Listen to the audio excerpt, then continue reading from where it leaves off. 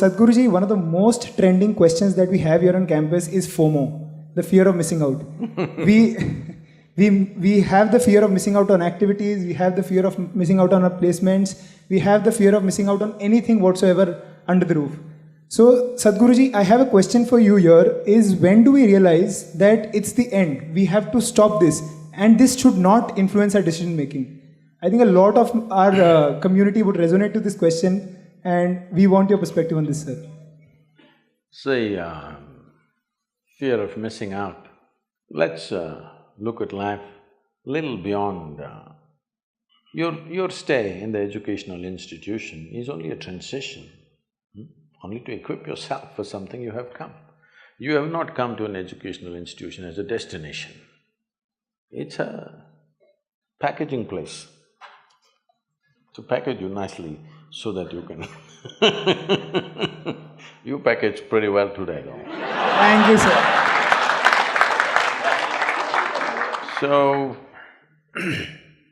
not making a commentary on education, but how we go through it.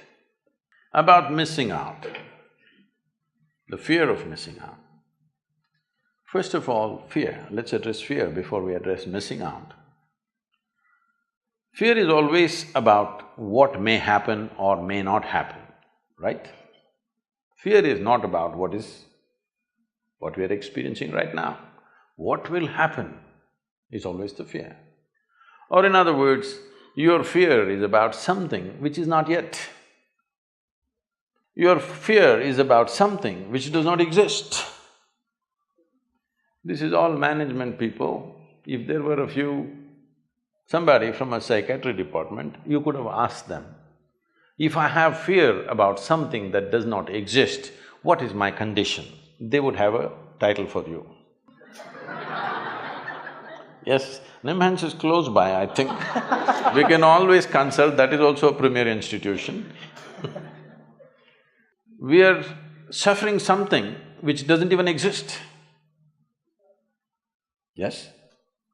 If you're suffering something that doesn't even exist, it is not about life, it is not about education, it's not about career, it is just about your mind being out of control.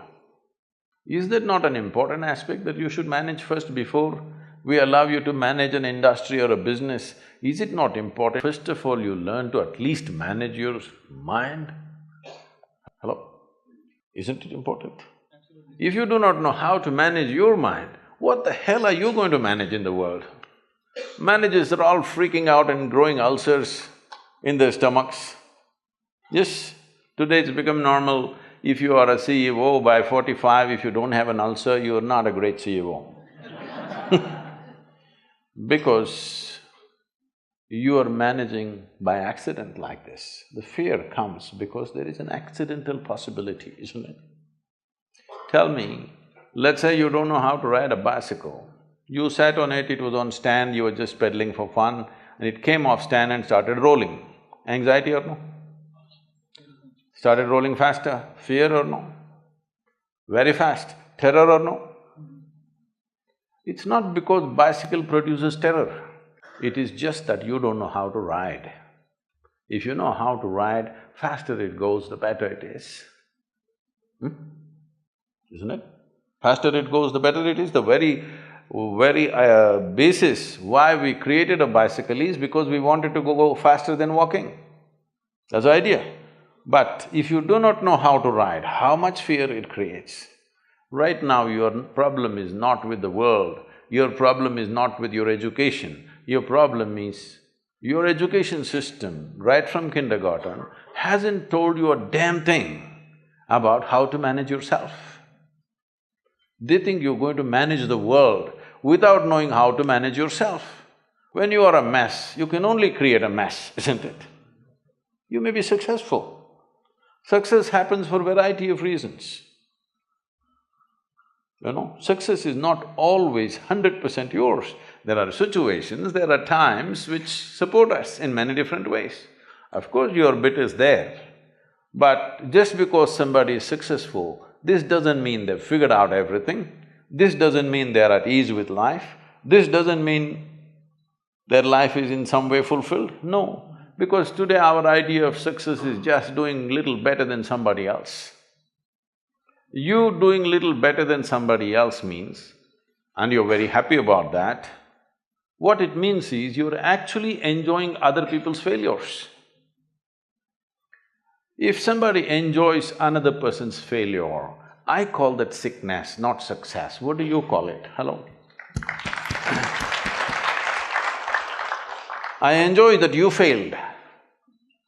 This is sickness, this is not success, isn't it? Unfortunately, this is how you're going. This is the reason why human potential is not unleashed.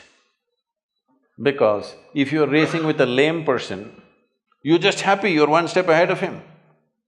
Only when you meet Mr. Bolt, you understand who the hell you are. Yes? Till then, you think you are a great runner because the other person doesn't have legs. So it's very important that there is nothing to miss out in life. Life is happening to all of us. Question is only, if I miss this party, am I missing out something? If I miss this examination, I am missing out something. If I miss this job, am I missing out something? This is simply because right now, who you are is not internally managed, it is externally stimulated. You're still in a very controlled campus, a very beautiful campus you have to say, wonderful campus. And you're in a very controlled campus atmosphere. When you step out into the world, if you leave it to the people to decide what happens within you, they're going to drive you crazy in no time.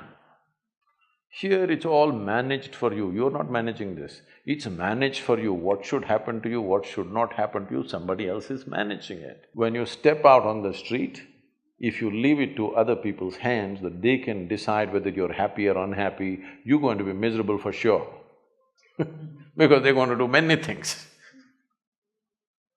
What happens within you must be determined by you, isn't it?